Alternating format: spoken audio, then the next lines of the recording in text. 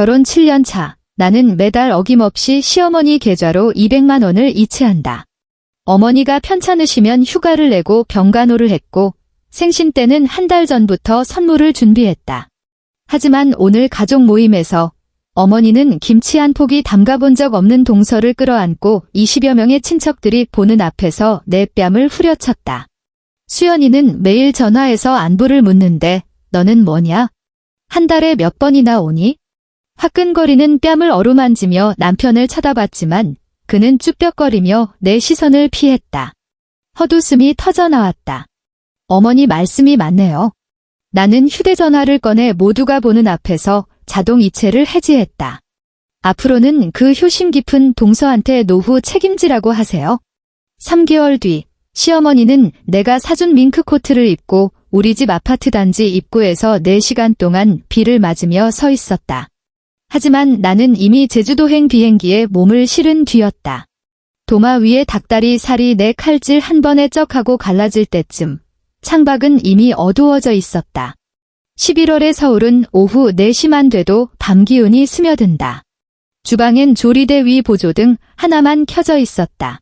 주황색 불빛이 내 손등을 비췄고 설거지로 거칠어진 잔주름들이 유난히 선명하게 보였다. 내 나이 38. 결혼 7년 만에 내 두 손은 7년보다 더 늙어버린 것 같았다. 안동찜닭. 지난달 어머니는 전화로 신신당부했다. 이번 가족 모임 땐 지원이 내가 안동찜닭 좀 해와라. 지난번에 한 건 후추를 너무 많이 넣었더라. 회사에서 회의 중이었던 나는 휴대전화를 움켜쥐고 복도 구석으로 숨어들어가 15분 동안 설교를 들어야 했다. 후추가 많다는 둥, 파가 너무 길다는 둥 하던 잔소리는 결국 배 소식은 아직 없니? 라는 만년 레퍼토리로 끝났다. 나는 닭다리 살에 칼집을 냈다. 뽀얀 도마 위로 핏물이 배어나와 천천히 흘러내렸다. 토종달 한 마리 반, 대파 2뿌리, 통마늘 한 적, 밤, 떡, 납작 당면, 그리고 백화점에서 산 안동찜닭 전용 간장. 이 재료비만 15만 원이 넘게 들었다. 닭은 방사 유정란 나는 농장에서 공수했고 밤은 공주 정한 밤으로 당면조차 망원동 수제 공방까지 찾아가서 사왔다. 꼬박 2시간이 걸린 장복이었다. 지원아. 거실에서 남편 목소리가 들려왔다. 칼질하던 손이 멈칫했다. 엄마가 그러는데 오늘 수연 씨도 온대. 괜히 부딪히지 말고 잘해. 수연 씨, 내 동서. 남편 입에서 그 이름이 나오는 순간 도마 위에 흐르던 닭피가 차갑게 식는 기분이 들었다. 나는 칼을 쥐고 있는 내 손을 내려다봤다. 손가락 마디마디가 하얗게 질려 있었지만 칼날은 미동도 없었다. 내 칼질은 언제나 흔들림이 없다. 이번 달 들어 남편이 동서 이야기를 꺼낸 게 벌써 4번째다. 첫 번째는 월초였다. 재수 씨가 엄마한테 명품백을 사드렸대. 우리도 성의 표시는 해야지. 두 번째는 지난주였다. 재수 씨 임신했대. 알고 있었어. 세 번째는 3일 전이었다. 재수 씨가 당신이 끓인 사골국 먹고 싶다더라. 시간 날 때 한솥 끓여서 엄마한테 갖다 드려. 가는 김에 재수 씨 것도 좀 챙기고. 그때 나는 반도체 패키징 테스트 보고서를 수정하느라 야근 중이었다. 쏟아지는 잠을 쫓으려 커피를 마시던 중이었는데 그 말을 듣고 하마터면 커피잔을 으깨버릴 뻔했다. 나는 사골국을 끓이지 않았다. 하지만 오늘 이 안동찜닭은 기어이 만들고 있다. 거실에선 요란한 게임 효과음이 들려왔다. 좀비를 쏘아 죽이는 슈팅 게임 소리였다. 남편은 오후 2시부터 저러고 있다. 콜라 마시는 소리가 꿀꺽꿀꺽 크게 들려왔다. 마치 자신의 휴식이 얼마나 당당하고 달콤한지 과시하는 것 같았다. 그는 물류팀 팀장이다. 주말에 어쩌다 하루 쉬는 날이면 그는 엉덩이에 본드라도 붙인 듯 8시간 내내 소파와 한 몸이 되어 게임만 한다. 화장실 갈 때와 내게 간식 심부름 시킬 때만 빼고. 내 말 들었어? 대답이 없자 남편이 짜증 섞인 목소리로 재차 물었다. 들었어. 괜히 긁어부스럼 만들지 마. 지난번에 당신이 재수 씨한테 한 말 때문에 엄마 아직도 벼르고 계셔. 나는 닭고기를 소금물에 담가 핏물을 빼고 수도꼭지를 틀어 손에 묻은 피를 씻어냈다. 물이 차가웠다. 손끝에서 시작된 한기가 손목을 타고 온몸으로 퍼지는 것 같았다. 지난달 가족 모임 일을 말하는 거다. 그날 동서인 수연이는 밥상머리에서 이렇게 말했다. 형님은 한 달에 버는 돈도 많으면서 어머님 옷은 왜 이런 걸 사드렸어요? 유행 다 지난 건데? 내가 80만 원 주고 산 울 카디건을 두고 한 말이었다. 나는 덤덤하게 대꾸했다.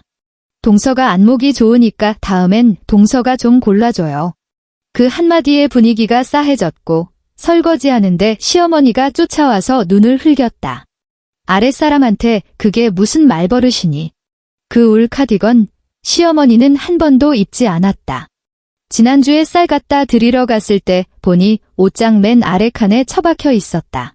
가격표도 떼지 않은 채로. 냄비 물이 끓으며 보글보글 거품이 올라왔다. 썰어둔 대파와 마늘을 넣어 데쳤다. 뜨거운 김이 얼굴로 확 끼쳐오면서 순간 눈앞이 흐릿해졌다. 아, 참, 지원아, 냉장고에 콜라 없냐? 없어. 그럼 오렌지 주스는? 그것도 없어. 아니, 없으면 말을 하지? 아까 들어올 때 사오라고 하든가. 나는 대꾸하지 않았다. 오늘 아침 6시 반, 장바구니와 보냉 가방을 양손 가득 들고 나갈 때 그가 부탁하긴 했었다. 하지만 오늘 해야 할 요리 순서와 의정부 시대까지 가는 시간을 계산하느라 머리가 터질 지경이었다. 콜라 따위는 까맣게 잊었다. 남편은 더 이상 말이 없었다. 다시 게임 속 총소리와 좀비의 비명만이 거실을 채웠다. 나는 데친 대파와 마늘을 건져내 물기를 털고 뚝배기 바닥에 깔았다. 기계적이고 정확한 손놀림이었다. 삼성전자 수석연구원. 그게 내 직함이다. 반도체 패키징 테스트 그룹 전체 인원 32명 중 여자는 5명뿐이고 내가 직급이 가장 높다. 평사원에서 여기까지 오는데 11년이 걸렸다. 수천 번의 테스트 실패와 프로젝트 폐기, 짐 싸서 떠나는 동료들의 뒷모습을 봐왔다. 나는 어떤 상황에서도 냉정함을 유지하고 오차 없이 움직이는 법을 배웠다. 회사에서 나는 절대 당황하지 않은 강지원 수석이었다. 하지만 지금 간장과 설탕, 다진 마늘, 배즙을 섞어 양념장을 만들면서 내 손이 미세하게 떨리고 있다는 걸 느꼈다. 피곤해서가 아니다. 아까 남편이 던진 그 말 때문이었다. 괜히 부딪히지 마. 그는 서로 부딪히지 마라고 하지 않았다. 주어는 오직 나였다. 그 말이 가느다란 바늘이 되어 심장 가장 여린 곳을 콕 찔렀다. 찌르르 하고 불쾌한 통증. 피는 나지 않지만 바늘은 깊이 박혔다. 이 바늘은 뽑히지 않고 지난 7년간 박힌 수많은 다른 바늘들과 함께 그곳에서 천천히 녹슬어 갈 것이다. 서울에서 의정부까지는 차로 1시간이면 간다. 차가 안 막힌다면 말이다. 하지만 오늘은 토요일이다. 수도권 제1순환 고속도로는 오후 3시부터 주차장이 되어 있었다. 조수석에 앉아 꽉 막힌 도로를 바라보는 내내 뒷좌석 보냉 박스 안에 안동찜닭은 차게 식어가고 있었다. 아, 진짜. 2시에 출발할 걸 그랬어. 남편이 신경질적으로 경적을 울리며 투덜거렸다. 물론 앞차는 꿈쩍도 하지 않았다. 나는 아무 말도 하지 않았다. 2시에 그는 게임을 하고 있었다. 위딱 한 판만 더 하고 갈게라던 그 한 판은 40분이나 이어졌다. 나는 현관에서 신발까지 다 신은 채 무거운 보냉 박스를 안고 40분을 서 있었다. 복사뼈가 구두 뒤축에 쓸려 아파올 때마다 짝다리를 짚어가며 버텼다. 엄마한테 전화 왔어? 남편이 앞차 꽁무니를 노려보며 물었다. 아니, 당신이 문자 좀 넣어. 좀 늦는다고. 내가. 그럼 운전하는 내가 보내냐? 나는 핸드백에서 휴대전화를 꺼냈다. 잠금 화면 속엔 7년 전 웨딩 사진이 떠 있었다. 새하얀 드레스를 입은 나와 턱시도를 입은 극 둘 다 꿀 단지에 빠졌다 나온 사람들처럼 웃고 있었다. 그때는 이 남자가 세상에서 제일 다정하고 따뜻한 사람인 줄 알았다. 퇴근길에 내가 좋아하는 딸기 생크림 케이크를 사오고 내 손이 차갑다며 호호 불어주던 남자. 야근하는 날이면 회사 앞까지 데리러 오던 남자. 그런 시절이 얼마나 갔더라? 반년, 1년. 이제는 기억조차 희미하다. 카카오톡을 열어 시어머니에게 메시지를 보냈다. 어머니, 차가 많이 막혀서 20분 정도 늦을 것 같아요. 전송 버튼을 누르자마자 숫자 딜분이 사라졌다. 하지만 답장은 없었다. 1분, 2분, 3분 채팅방은 고요했다. 화가 나신 게 분명했다. 시어머니에게 며느리의 20분 지각은 대역죄나 다름없었다. 이 일은 며느리 죄목을 적어두는 마음속 장부에 기록되었다가 나중에 나를 혼낼 거리가 필요할 때 이자까지 쳐서 돌아올 것이다. 징. 휴대전화가 짧게 진동했다. 답장이 왔다. 수연이는 3시 반에 와서 수저 놓고 있다. 딱 한 줄. 나는 그 문장을 멍하니 내려다봤다. 엄지손가락이 허공에서 갈 길을 잃었다. 네, 알겠습니다. 동서한테 미안하네요.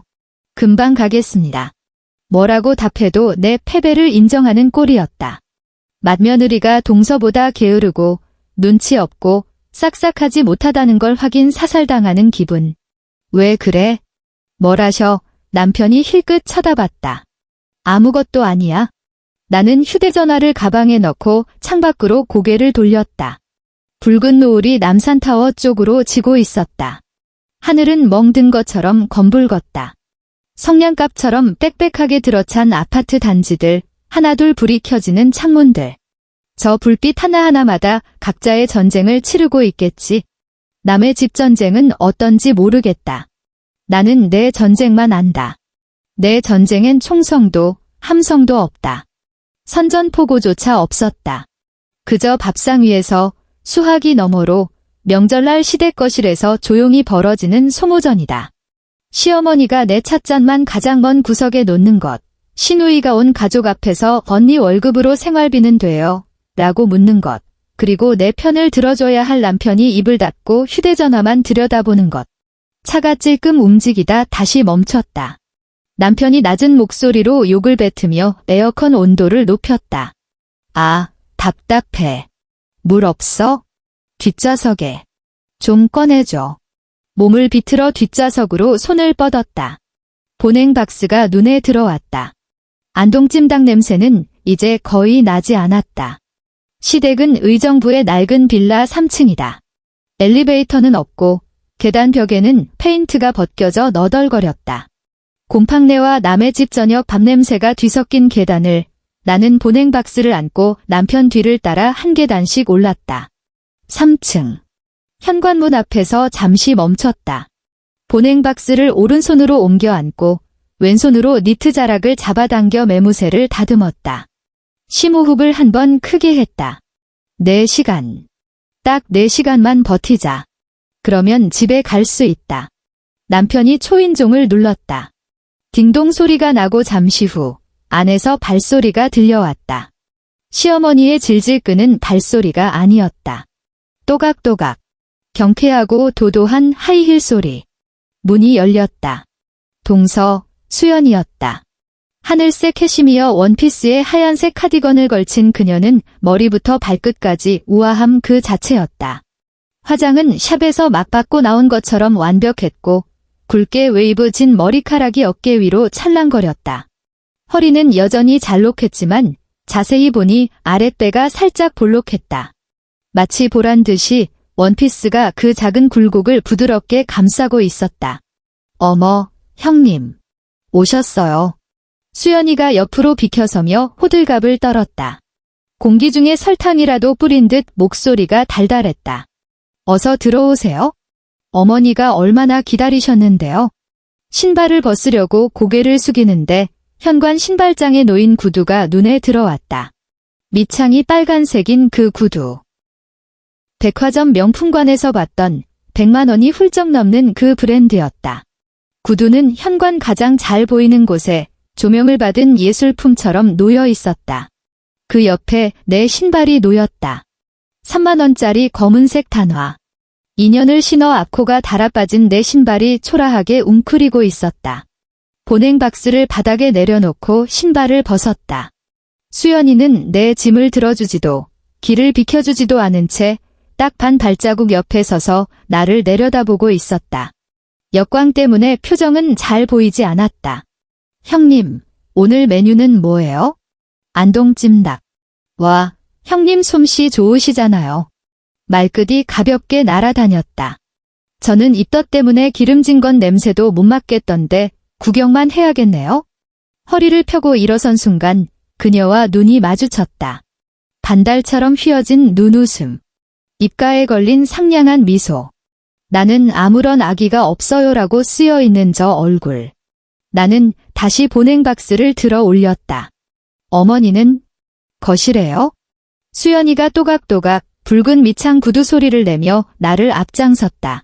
그 소리가 내 관자놀이를 콕콕 찌르는 것 같았다. 어머니 오늘 기분 진짜 좋으세요? 형님, 뭔지 아세요? 나는 대답하지 않았다. 형님한테만 살짝 알려드릴게요. 그녀가 내 쪽으로 몸을 기울이며 속삭였다. 하지만 거실에 있는 사람들이 다 들을 수 있을 만큼 또렷한 목소리였다. 지난주에 병원 갔는데 의사 선생님이 왕자님이래요. 왕자님. 아들. 그 단어가 망치가 되어 내 뒤통수를 쾅 때리는 것 같았다. 걸음을 멈추고 그녀를 바라봤다.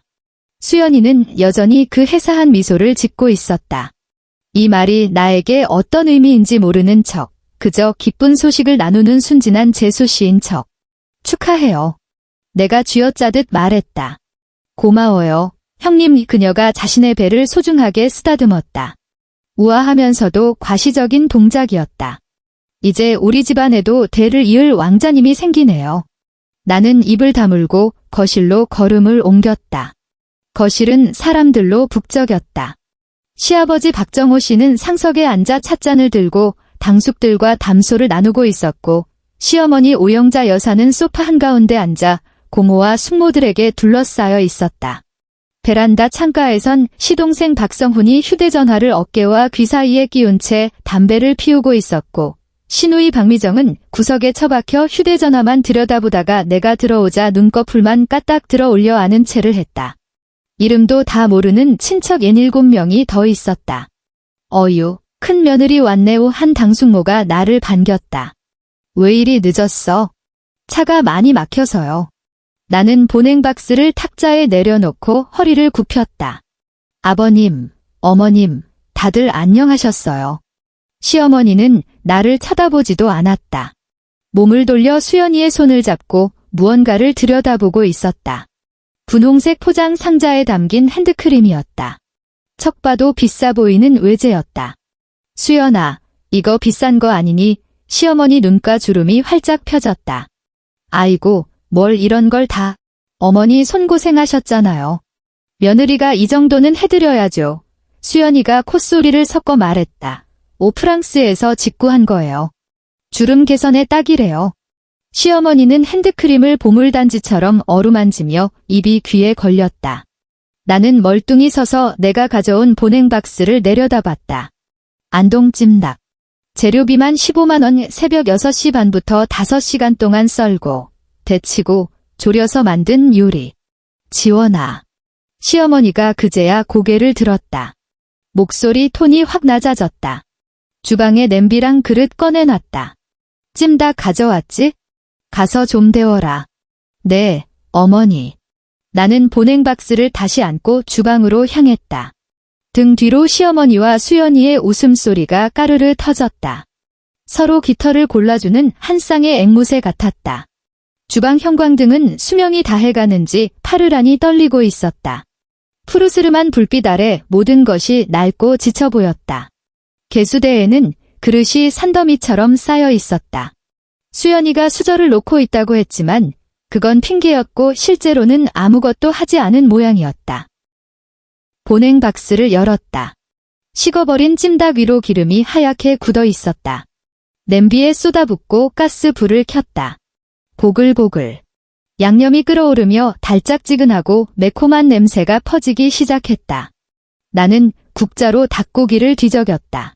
결혼하고 첫 해, 나는 명절이나 주말마다 이 주방에 갇혀 지냈다. 시어머니는 내가 거실에 앉아 있는 걸 싫어했다. 내가 있으면 식구들이 불편해한다는 게 이유였다.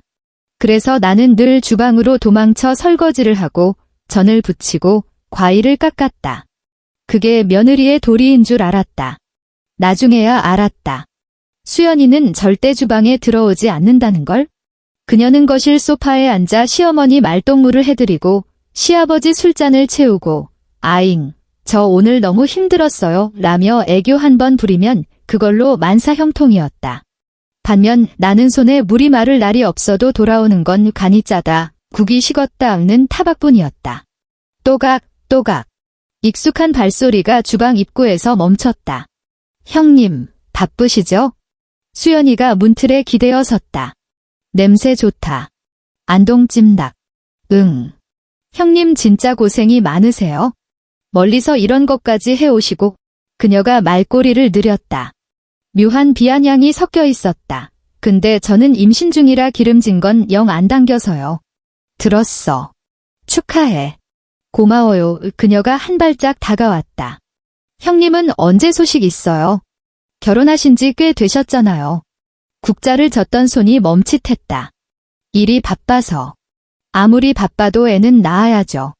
어머니가 그러시는데 아주버님이 형님 때문에 대 끊길까 봐 걱정이 많으시대요. 닥타겠다. 내가 말을 잘랐다. 아, 네네.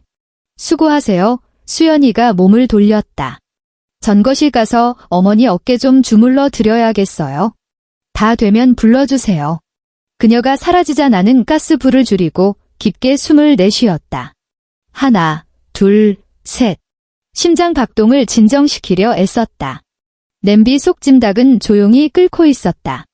다시 국자를 들었다. 4시간. 4시간만 참자. 저녁 식사 자리엔 14명이 둘러앉았다. 시아버지가 상석에, 그 왼쪽엔 시동생 성훈 씨, 오른쪽엔 내 남편 성준 씨가 앉았다. 시어머니는 시아버지 맞은편, 수연이는 시어머니 바로 옆에 딱 붙어 앉았다. 나는 식탁 모서리, 수연이의 대각선 끝자리에 자리를 잡았다.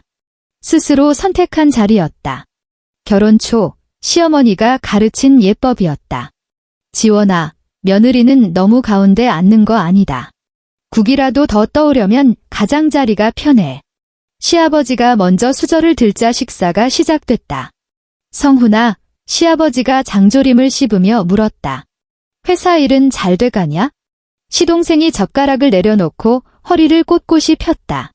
네, 아버지. 좋은 소식 있어요. 다음 달에 과장 승진할 것 같습니다.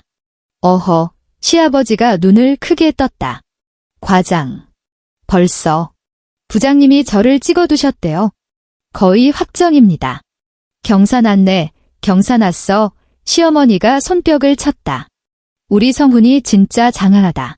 수연아, 너는 남편 복도 많다. 수연이가 수줍게 웃으며 고개를 숙였다. 다 성훈 씨 능력인걸요. 저는 한 것도 없어요? 아니지. 내가 내조를 잘해서 그렇지. 시어머니가 수연이 밥그릇에 고기 반찬을 올려줬다. 임신해서 힘들 텐데 남편 뒷바라지까지 하고, 아이고 예쁜 것. 나는 묵묵히 찜닭 국물에 밥을 비볐다. 짭조름하고 매콤한 맛 내가 가장 자신 있어 하는 요리였지만 입안에서는 모래알을 씹는 것 같았다. 성준이 너는 시아버지가 이번엔 남편을 봤다. 회사는 별일 없고? 남편은 밥그릇에 코를 박은 채 웅얼거렸다. 뭐, 그렇죠. 물류팀이 다 거기서 거기죠. 시아버지가 혀를 쯧 찼다. 나는 남편을 쳐다봤다. 최근에 큰 계약을 따냈다고 자랑했었는데 왜 저런 식으로 말하는 걸까? 내가 거들려고 입을 때려는 찰나 시어머니가 끼어들었다. 지원아, 주방에 설거지거리 안 쌓였지? 네. 아까 밥 먹고 바로바로 치워라. 냄새 배니까. 시어머니는 내 대답은 듣지도 않고 다시 수연이 쪽으로 고개를 돌렸다. 수연아, 이거 더 먹어라. 혼몸도 아닌데. 수저를 내려놓았다. 밥이 반 공기나 남았지만 더는 넘어가지 않을 것 같았다. 수연이는 시아버지 술잔에 술을 따르고 있었다. 두 손으로 공손히 병을 잡고 술이 찰랑거릴 정도로 딱 맞춰 따르는 솜씨가 예사롭지 않았다. 시아버지가 허허 웃으며 잔을 비웠다. 결혼 초기엔 나도 저랬다. 술 따르고, 애교 부리고, 안주 챙겨드리고. 그런데 언제부터였더라. 내가 아무리 노력해도 수연이의 발끝도 못 따라간다는 걸 깨달은 순간부터였을까? 아니면 시어머니가 동네 사람들한테 큰 며느리는 너무 뻣뻣해서 정이 안 가라고 험담하는 걸 들은 뒤부터였을까? 수연이는 손 하나 까딱 안 하고 칭찬을 독차지하는데 나는 주방에서 손이 부르트도록 일해도 눈칫밥만 먹어야 했다. 수연이가 참 싹싹해 당숙모가 거들었다. 영자 형님은 좋겠소. 저런 며느리 봐서. 그럼 우리 집 복덩이지. 시어머니는 끝내 나를 쳐다보지 않았다. 식사가 끝나고 남자들은 거실에서 과일을 먹으며 TV를 봤고 여자들은 주방 뒷정리를 시작했다. 아니, 나 혼자 시작했다.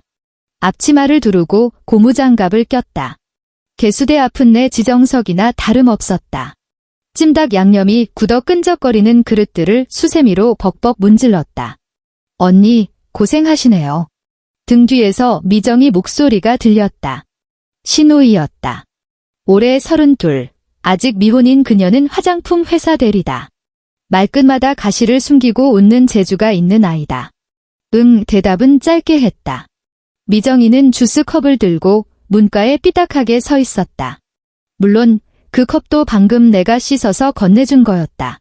언니, 이 그녀가 불쑥 말했다. 그 200만 원, 좀 올릴 생각 없어요? 설거지하던 손이 멈췄다. 무슨 소리니? 언니가 매달 엄마한테 드리는 생활비요.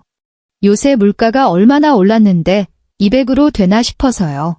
배추값이 작년보다 2배는 뛰었대요. 그건 너희 오빠랑 상의해서 정한 거야? 오빠, 미정이가 코웃음을 쳤다. 오빠 월급 뻔하잖아요. 언니 삼성 다니면서 연봉 꽤 되지 않아요? 성과급까지 하면 1억 넘는다면서요. 나는 헹군 그릇을 건조대에 꽂고 고무장갑을 낀 채 뒤를 돌아봤다. 아가씨. 네. 내 연봉이 얼마든 그건 아가씨가 신경 쓸 일이 아닌 것 같은데. 아니, 가족끼리 무슨 선을 그렇게 그어요. 엄마가 힘들어 하시니까 하는 말이죠. 며느리 도리라는 게 있잖아요. 도리. 솔직히 말해서 둘째 언니는 때마다 명품 사드리고 용돈도 따로 챙겨드리는데 언니는 딱 정해진 거 말고는 없잖아요. 미정이가 눈을 가늘게 뜨고 나를 위아래로 훑었다. 엄마가 그러시더라고요. 큰 며느리는 계산이 너무 정확해서 정 떨어진다고. 가슴속에서 뜨거운 무언가가 울컥 치솟았다. 3년 전 시어머니가 지금 이 아파트로 이사 올 때 보태드린 돈 3천만 원 후 5년 동안 적금 부어 모은 내 피 같은 돈이었다. 그때 시어머니는 내 손을 잡고 눈물을 글썽이며 고맙다고 했다. 하지만 나중에 보니 등기 권리증엔 어머니 이름 석자만 올라갔다. 공동 명의는커녕 차용증 한 장 써주지 않았다. 그 돈은 당연하다는 듯 증발해버렸다. 그리고 매달 200만 원. 내 월급의 40%가 시댁으로 흘러 들어간다. 그런데도 부족하다고? 나는 고무장갑을 벗어 싱크대에 팽개치듯 내려놓았다. 물이 튀었다. 아가씨, 그만 나가요. 좁으니까. 어머, 언니 지금 화내시는 거예요? 화내는 거 아니야? 설거지 해야 하니까 비키라고. 미정이는 입을 삐죽거리며 돌아섰다. 또각또각 주방을 나가며 혼잣말처럼 중얼거리는 소리가 들렸다. 돈 좀 번다고 유세는? 나는 다시 고무장갑을 꼈다. 하지만 손이 부들부들 떨려서 그릇을 제대로 잡을 수가 없었다. 참아야 한다. 4시간. 이제 1시간 남았다. 하지만 내 인내심은 이미 바닥을 보이고 있었다. 그리고 거실에서 시어머니의 목소리가 들려왔다. 지원아, 과일 좀 깎아와라. 배 깎을 때 껍질 두껍게 깎지 말고. 그 순간 내 안에 무언가가 툭 하고 끊어지는 소리가 들렸다. 나는 아무 말도 하지 않았다. 그때는 몰랐다. 내가 더 많이 하고 더 많이 희생하면 그만큼 이 집안에서 인정받을 수 있을 거라고 믿었다. 하지만 이제는 안다. 그럴 리가 없다는 것을. 어떤 사람들에게는 호의가 계속되면 권리인 줄 안다. 100점짜리 노력을 해도 60점짜리 인정밖에 못 받는데 누군가는 60점만 해도 120점짜리 칭찬을 받는다. 이건 수학이 아니다. 사람 마음이 원래 그렇게 간사한 것이다. 마지막 그릇을 닫고 손에 물기를 닦은 뒤 앞치마를 벗었다. 개수대 물은 기름기가 둥둥 떠서 회색빛이 돌았다. 마개를 뽑자 더러운 물이 꾸르륵 소리를 내며 하수구로 빨려 들어갔다. 주방에서 나왔을 때 거실 공기가 미묘하게 달라져 있었다. 모두의 시선이 소파 쪽을 향해 있었다. 시어머니는 소파 앞에 서 있었는데 얼굴에서는 지금껏 본 적 없는 광채가 났다. 마치 오랫동안 준비한 필살기를 터뜨리기 직전의 표정이었다. 그 옆에 앉은 수연이는 고개를 숙인 채 한 손을 자신의 아랫배에 얹고 있었는데 입가에는 터져나오려는 웃음을 억지로 참고 있는 기색이 역력했다. 자, 다들 주목. 시어머니가 목청을 가다듬었다. 마치 대단한 기자회견이라도 하는 듯 목소리가 우렁찼다. 내가 발표할 게 있다. 나는 주방 문가에 못 박힌 듯 서 있었다. 우리 수연이가. 시어머니가 수연이의 손을 낚아채듯 잡고 번쩍 치켜들었다. 마치 전쟁에서 얻은 전리품을 자랑하듯이. 임신했다. 거실이 떠나갈 듯한 함성이 터졌다. 와, 진짜요. 축하해요. 세상에, 정말. 너무 잘됐다. 몇 개월이래? 박씨 집안에 경사 났네. 경사 났어. 시아버지가 의자에서 벌떡 일어났다. 주름진 얼굴이 활짝 펴지니 10년은 젊어 보였다. 좋다, 좋아. 내가 아껴뒀던 양주 좀 가져와라. 오늘은 축배를 들어야겠다. 시동생 성훈 씨는 입이 귀에 걸린 채 친척들의 축하를 받고 있었고 틈만 나면 수연이 어깨를 토닥거리며 의기양양한 표정을 지었다. 수연이는 시어머니 품에 안겨 수줍게 미소 지으며 때때로 자신의 배를 쓰다듬었다. 그 동작 하나하나가 더없이 우아하고 조신해 보였다. 나는 주방 문가에 서서 방금 벗은 앞치마를 손에 꽉 쥐고 있었다. 무의식적으로 내 아랫배를 만져보았다. 납작하고 텅 비어있는 마치 가뭄든 땅 같은 내 배. 결혼 7년. 그동안 시어머니는 밥 먹듯이 손주 타령을 했다. 젊을 때 낳아야지로 시작해서 너희도 생각 좀 해봐라를 거쳐 작년엔 너 몸에 문제 있는 거 아니니 까지 갔다. 나는 그때마다 질이 바빠서요 라고 둘러댔다. 사실이다. 삼성의 프로젝트 일정을 당신들은 상상도 못할 거다. 칩 테스트 주기에 맞춰 숨 쉴 틈 없이 돌아가는 일상, 잠잘 시간도 부족한데 임신은 무슨 사치스러운 소리인가 싶었다. 하지만 지금 수연이를 끌어안고 저렇게 좋아하는 시어머니를 보며 나는 불현듯 깨달았다. 내가 아이를 안 낳은 건 못 낳아서가 아니다. 이 남자와 낳기 싫어서였다. 그 생각은 마치 번개처럼 내 머릿속을 내리쳤고 내가 애써 외면해왔던 마음속 깊은 구석을 환하게 비췄다. 나는 그를 사랑하지 않는다. 어쩌면 아주 오래전부터 그랬을지도 모른다. 시어머니가 나를 타박할 때 그가 못 들은 척하던 그 순간부터였을까? 나를 현금 인출기 취급하던 그 순간부터였을까? 아니면 바로 지금 소파에 앉아 희희낙낙하며 동서의 임신을 축하하는 저 무리 속에서 나만 주방 문가에 덩그러니 세워둔 채 아무렇지 않아 하는 저 모습을 본 순간부터였을까? 지원아. 시어머니의 목소리가 비수처럼 날아와 꽂혔다. 고개를 들자 모든 시선이 나에게 쏠려 있었다. 시어머니는 소파 앞에 서서 여전히 수연이 손을 잡은 채였지만 눈빛은 이글거리고 있었다. 기쁨이 아니었다. 7년 묵은 분노가 드디어 분출구를 찾은 눈빛이었다. 수연이 좀 봐라. 나지막한 목소리였지만 거실이 쥐 죽은 듯 조용해서 망치로 때리는 것처럼 크게 들렸다. 시집 온 지 2년 만에 떡하니 임신했잖니? 너는 뭐냐? 입을 열어 변명하려 했다. 맨날 회사 핑계, 일 핑계. 시어머니가 한 발짝 다가왔다. 배 소식은 감감무소식이고 내가 우리 박씨 집안 볼 면목이 있니? 방 안 가득한 시선들이 바늘처럼 나를 찔렀다. 당숙, 숙모, 고모들은 짐짓 못 들은 척 고개를 숙이거나 서로 의미심장한 눈빛을 교환하거나 드디어 볼만해졌다는 듯 입꼬리를 올리고 있었다. 어머니, 저는 변명은 듣기 싫다.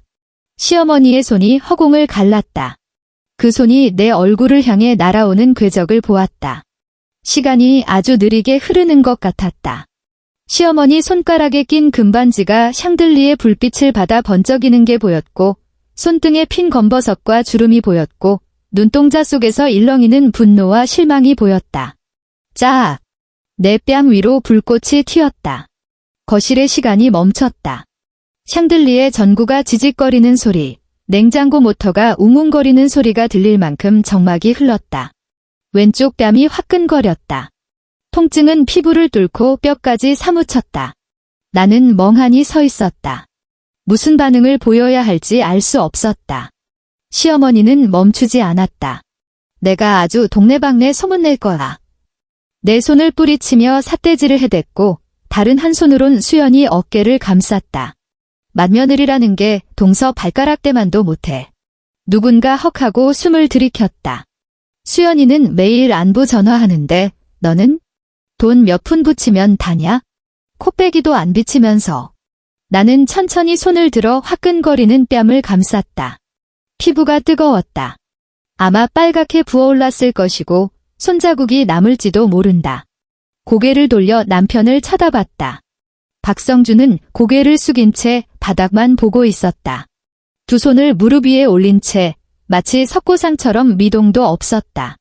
그는 일어나지 않았고 말하지 않았고 나를 보지도 않았다. 다시 고개를 돌려 시아버지를 봤다. 시아버지는 등을 돌린 채 안경을 닦는 척하고 있었다. 그 구부정한 등은 이 일은 나랑 상관없다고 말하고 있었다. 그 순간 발바닥에서부터 서늘한 한기가 올라와 척추를 타고 정수리까지 퍼졌다. 이 집안에 내 편은 단 한 명도 없다. 어머니, 고정하세요. 옆에서 수연이 목소리가 들렸다. 그녀는 걱정스러운 표정으로 시어머니 소매를 잡아당기며 말렸다. 어머니 몸 상하세요? 참으세요. 하지만 나는 보았다. 그녀의 눈가에 스친 아주 미세한 웃음을. 찰나의 순간이었지만 분명했다. 그건 승리자의 미소였다. 드디어 콧대 높은 형님을 발밑에 꿀렸다는 통쾌함. 치밀한 계획 끝에 얻어낸 수학에 대한 만족감이었다. 지난 일들이 파노라마처럼 스쳐 지나갔다. 지난달 시어머니가 입원했을 때 5일 휴가 내고 병실 간이침대에서 쪽잠 자며 대소변 받아낸 건 나였다. 수연이는 딱 한 번 과일 바구니 들고 와서 20분 앉아 있다가 갔다. 3년 전 시어머니 아파트 넓혀갈 때 내 적금 깨서 3천만 원 보탠 것도 나였다. 야근하고 출장 다니며 피같이 모은 돈이었다. 수연이는 10원 한 장 안 보탰다. 매달 200만 원 이내 월급의 3분의 1, 결혼 2년 차부터 지금까지 한 번도 걸은 적 없다. 수연이는 7년 동안 이 집에 생활비 한 푼 낸 적 없다. 그런데 오늘 이 자리에서 칭찬받는 건 그녀고 뺨을 맞는 건 나다. 나는 뺨을 감싸준 채 머릿속에서 팽팽하게 당겨지던 끈 하나가 툭 하고 끊어지는 것을 느꼈다. 그 순간 내가 무슨 생각을 했는지는 모르겠다.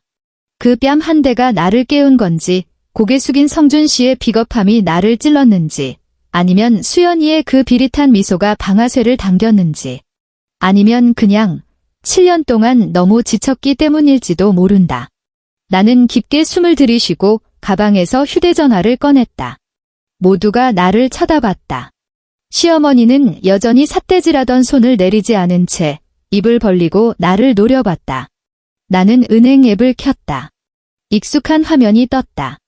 잔액 조회, 이체 내역, 자동 이체 설정. 자동 이체 관리 메뉴로 들어가 그 항목을 찾았다. 받는 분, 오영자. 금액, 200만 원. 이체일, 매월 1일. 상태, 사용 중. 내 엄지손가락이 해지 버튼 위에서 3초간 멈췄다. 그 3초 동안 많은 기억이 스쳤다. 결혼식 날 내 손을 잡고 불이 식구가 된 걸 환영한다며 웃던 시어머니, 처음 안동찜닭을 했을 때 지원이가 솜씨 좋네라며 칭찬하던 오후, 눈 오는 날 내 언손을 녹여주던 성준씨. 3초 뒤 나는 버튼을 눌렀다. 꾹. 시스템이 메시지를 띄웠다. 자동 이체가 해지되었습니다. 그 문구를 보는 순간 심장이 덜컥 내려앉았다가 다시 뛰기 시작했다. 이전보다 훨씬 규칙적이고 평온한 박동이었다. 나는 고개를 들어 시어머니를 똑바로 쳐다봤다. 시어머니는 미간을 찌푸린 채 내 휴대전화를 보고 있었다. 내가 뭘 하는지 모르는 눈치였다. 어머니 말씀이 맞네요. 입을 열었다. 내 목소리는 차분했다. 마치 회의실에서 프로젝트 보고를 하는 톤이었다. 제가 동서보다 효심이 부족한 게 사실이네요. 시어머니가 멈칫했다. 이런 반응은 예상 못했을 것이다. 앞으로 그 생활비 200만 원은? 나는 휴대전화를 가방에 툭 던져 넣었다. 효심 깊은 동서한테 받으세요. 거실에 3초간 정적이 흘렀다. 그리고 웅성거림이 폭발했다. 시어머니가 사태를 파악하고 소리쳤다. 뭐라고? 내가 감히. 나는 자리에서 일어나 스커트에 묻지도 않은 먼지를 툭툭 털었다. 감이라니요. 내 목소리엔 흔들림이 없었다. 그래서 앞으로는 안 오려고요. 시어머니 얼굴이 불그락푸르락해지더니 입술을 부들부들 떨었다. 누군가 목을 조르기라도 한 것 같았다. 동서가 그렇게 효녀라면서요. 나는 시어머니 눈을 똑바로 응시하며 또박또박 말했다. 앞으로 어머니 생신, 병원비, 간병 다 동서한테 맡기세요. 어차피 저 같은 불효 며느리는 동서 발가락대만도 못하니까요. 너 인연이. 시어머니가 부들부들 떨며 말을 잇지 못했다. 형님. 구석에 있던 미정이가 튀어나왔다. 얼굴이 잔뜩 일그러져 있었다. 지금 뭐 하시는 거예요? 장남내가 부모님 모시는 건 당연한 거잖아요. 책임감도 없어요. 나는 고개를 돌려 신우이를 봤다. 그럼 성준 씨는? 내 목소리엔 감정의 동요가 없었다. 내 오빠 한 달에 얼마 버는지 아니? 7년 동안 이 집에 생활비 한 푼이라도 보탠 적 있는지 쟤한테 한번 물어봐. 거실에 찬물을 끼얹은 듯 정막이 흘렀다. 당숙, 숙모, 고모들은 서로 눈치만 볼 뿐 누구 하나 입을 열지 않았다. 다들 알고 있었다. 그 200만 원, 전부 내 주머니에서 나온다는 걸. 성준 씨 월급은 자기 술값, 담뱃값 하기에도 빠듯하다는 걸. 시어머니 아파트 살 때 내가 돈 보탠 걸 다들 알면서도 모른 척 해왔다. 그래야 이 연극이 계속되니까? 드디어 성준 씨가 일어났다. 얼굴이 홍당무처럼 붉어져 있었고 목에 핏대가 섰다. 마치 발가벗겨져 광장에 내동댕이 쳐진 사람 같았다. 강지원, 그가 고래고래 소리를 질렀다. 그만해. 친척들 다 보는 앞에서 내 꼴을 뭘로 만드는 거야? 나는 그를 쳐다봤다. 7년을 함께 산 내 남편. 그의 눈에 서린 건 분노와 수치심이었다. 하지만 그 분노는 자기 엄마가 내 뺨을 때려서가 아니었고 그 수치심은 아내를 보호하지 못해서가 아니었다. 내가 진실을 까발려서 화가 난 거고 친척들 앞에서 가오가 상해서 쪽팔린 거였다. 당신 꼴. 나는 픽 웃었다. 웃음소리가 깃털처럼 가볍게 떨어졌지만 모두가 들었을 것이다.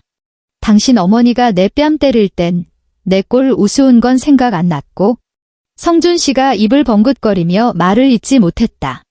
나는 가방을 챙겨 현관으로 향했다. 등 뒤에서 시어머니의 악다구니, 미정이의 비명, 친척들의 수군거림이 윙윙거리는 파리떼처럼 들려왔다. 하지만 상관없었다. 현관을 지나는데 그 빨간 밑창 구두가 보였다. 여전히 고고하게 놓여있는 꼴이 비웃음 같았다.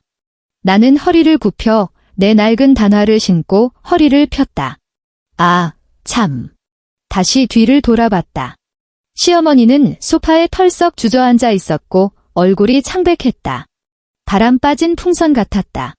그 옆에 선 수연이는 그 고상한 가면이 벗겨져 시퍼렇게 질린 민낯을 드러내고 있었다. 3년 전 어머니 아파트 넓혀 가실 때 보태드린 3천만 원. 내가 말했다. 제 돈인 거 아시죠? 명의는 어머니 거지만 저한테 이체 내역이랑 당시 합의한 녹취록 다 있습니다. 나는 시어머니 눈을 보며 마지막 쐐기를 박았다. 필요하면 언제든 법적 절차 밟을 거니까 그렇게 아세요. 문을 열고 밖으로 나왔다. 뒤도 돌아보지 않았다. 복도에 쾌쾌한 곰팡내가 들어올 때보다 더 짙게 느껴졌다. 계단을 한 칸씩 내려가는데 텅 빈 복도에 울리는 내 구두 굽소리가 마치 이별을 알리는 종소리처럼 들렸다. 한 달 뒤. 나는 친정집 거실에 앉아 엄마가 끓여준 보리차를 마시고 있었다. 창밖에 플라타너스 잎은 다 떨어지고 앙상한 가지만 바람에 흔들리고 있었다. 친정으로 들어온 지 31일째다. 이혼 생각도 했지만 당장은 실행하지 않았다. 성준 씨를 사랑해서가 아니다.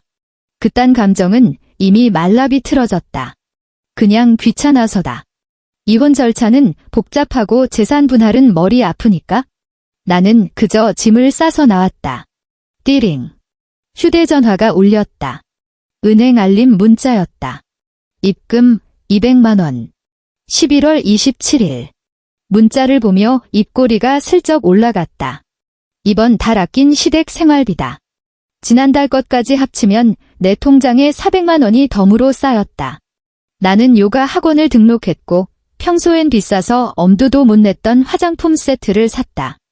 회사 동료들이 요새 얼굴 좋아졌다고 뭐 좋은 시술이라도 받았냐고 묻길래 그냥 웃으며 잠을 잘 자서 그렇다고 했다.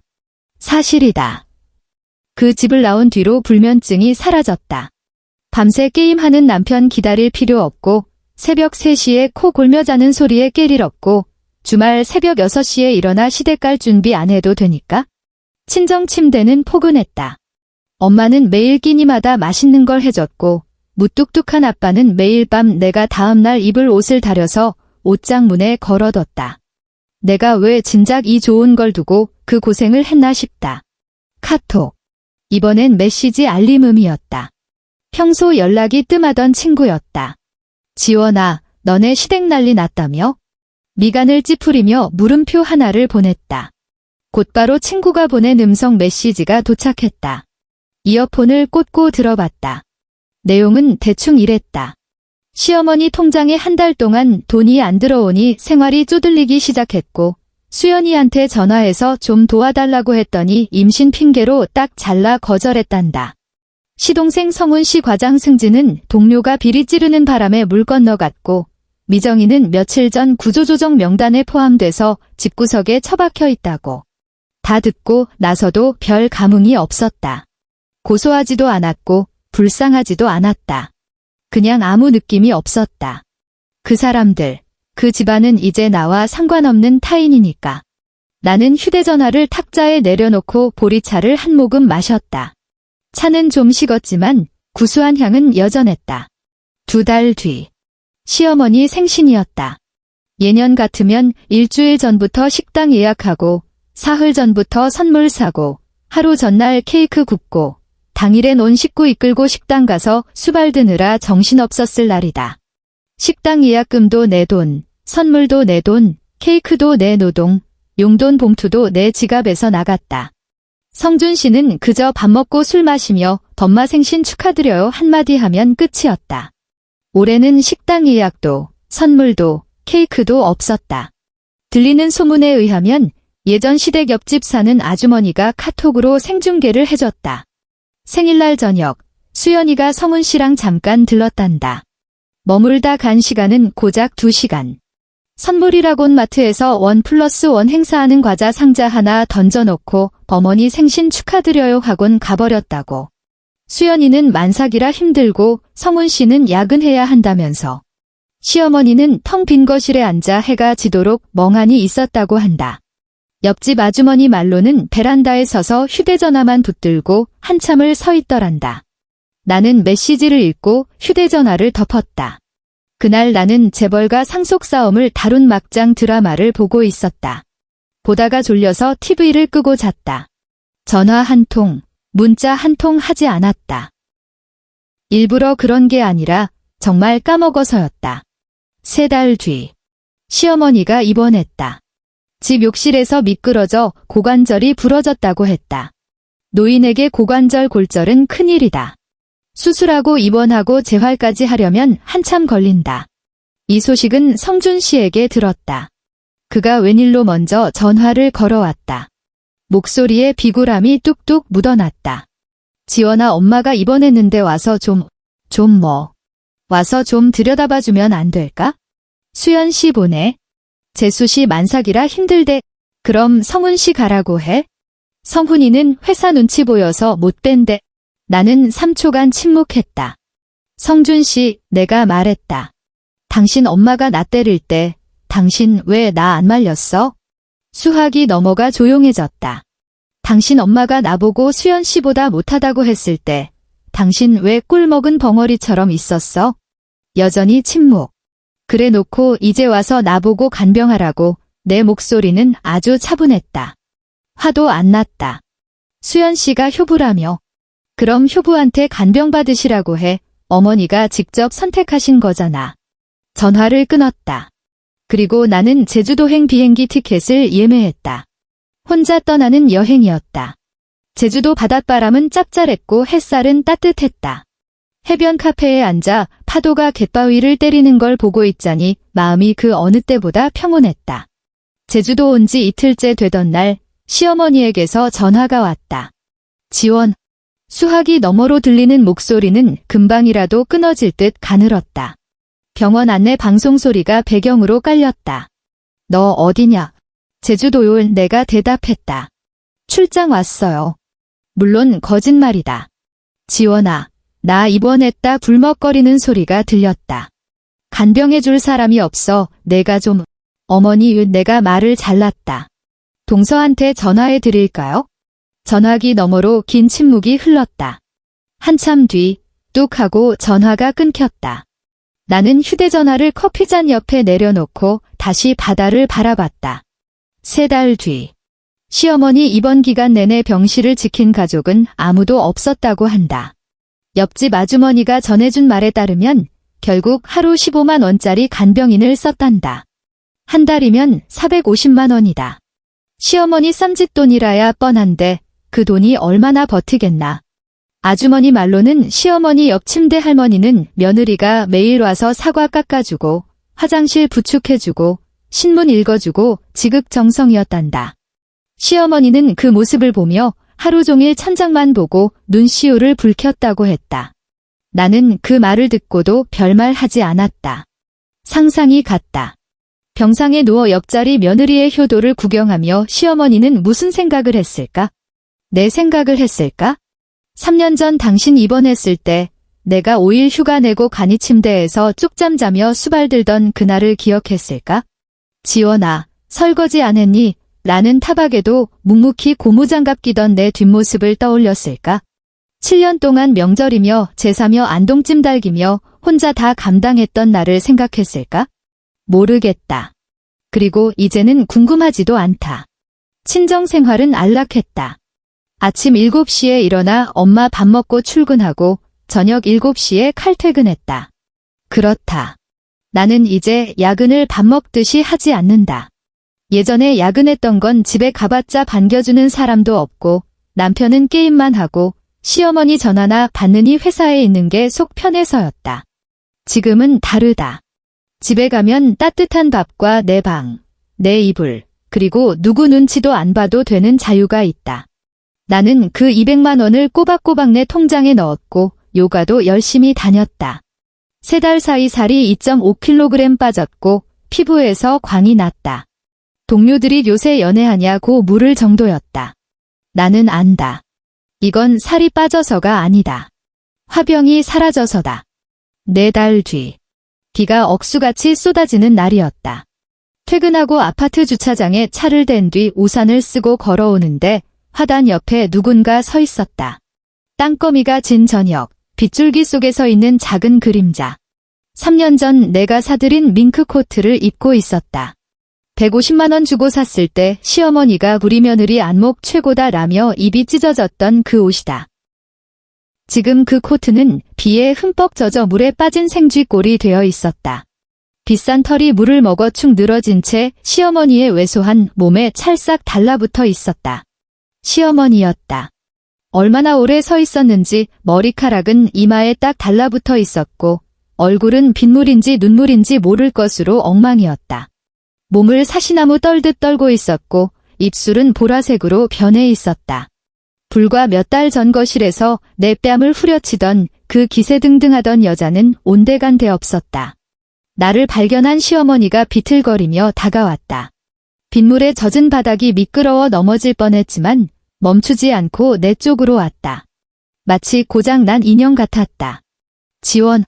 목소리가 다 갈라져서 빗소리에 묻힐 뻔했다. 나는 우산 아래 서서 그녀를 가만히 바라봤다.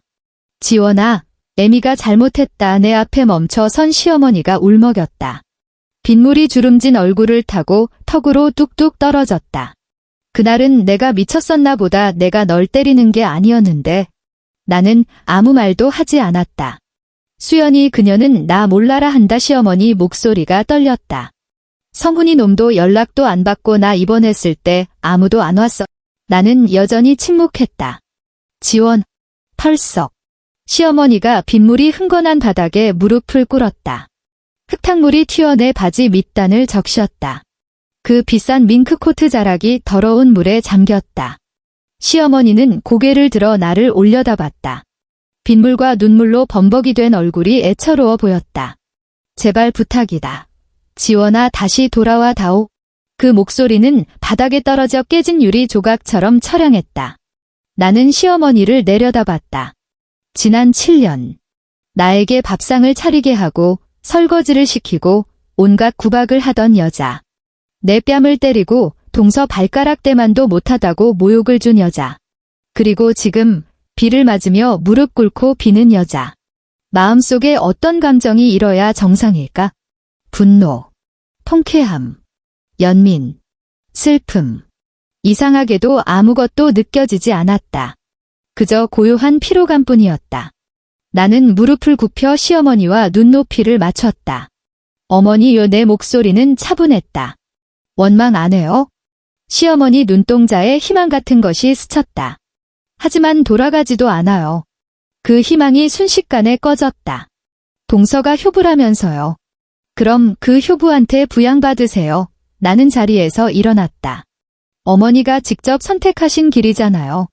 가방에서 접이식 우산 하나를 꺼내 시어머니 손에 쥐어드렸다. 이거 쓰고 가세요. 감기 드시라. 그리고 몸을 돌려 아파트 현관으로 향했다. 등 뒤에서 시어머니의 통곡 소리가 들려왔다. 빗소리에 섞여 끊어질 듯 이어지는 울음소리. 하지만 뒤돌아보지 않았다. 유리문을 밀고 들어가 엘리베이터 버튼을 눌렀다. 문이 닫히기 직전 문틈 사이로 시어머니가 보였다. 여전히 빗속에 무릎 꿇은 채 내가 준 우산을 가슴에 품고 떨고 있었다. 문이 닫혔다. 엘리베이터가 위로 올라갔다. 나는 벽에 기대어 휴대전화를 꺼냈다. 여행 앱을 켰다. 발리행 특가 항공권이 떠 있었다. 왕복 68만 원. 결제하기 버튼을 눌렀다. 휴대전화를 주머니에 넣고 길게 숨을 내쉬었다. 창밖엔 여전히 비가 내리고 있었다. 하지만 저 비는 이제 나를 적시지 못한다. 사흘 뒤 나는 발리행 비행기에 몸을 실었다. 3만 피트 상공. 창밖으로 구름에 뒤덮인 도시를 내려다보며 지난 날을 떠올렸다. 7년 전 결혼식 날 환영한다며 내 손을 잡던 시어머니. 그때 나는 정말 가족이 생긴 줄 알고 눈시울을 붉혔었다. 주말마다 가서 밥 해드리고 지원이가 최고다 소리 들으며 기뻐했던 날들. 시어머니가 내 흉보는 걸 듣고 주방문 뒤에서 숨죽였던 날. 남편이 내 편 안 들어주고 침묵할 때 느꼈던 그 낯선 거리감. 매일 밤 설거지하던 그 차가운 물의 감촉과 거실에서 들려오던 나를 뺀 그들의 웃음소리. 비행기가 구름층을 뚫고 올라갔다. 갑자기 눈부신 햇살이 기내로 쏟아져 들어왔다. 황금빛으로 빛나는 따뜻한 빛이었다. 나는 눈을 가늘게 뜨고 그 빛을 바라보았다. 7년. 그 긴 시간 동안 나는 아주 중요한 사실 하나를 배웠다. 어떤 가족은 가족이 아니고 어떤 사람은 헌신할 가치가 없다는 것을. 떠날 수 있다. 아니, 떠나야 한다. 떠나는 건 배신도 독한 것도 아니다. 나를 살리는 길이고 앞으로 나아가는 것이다.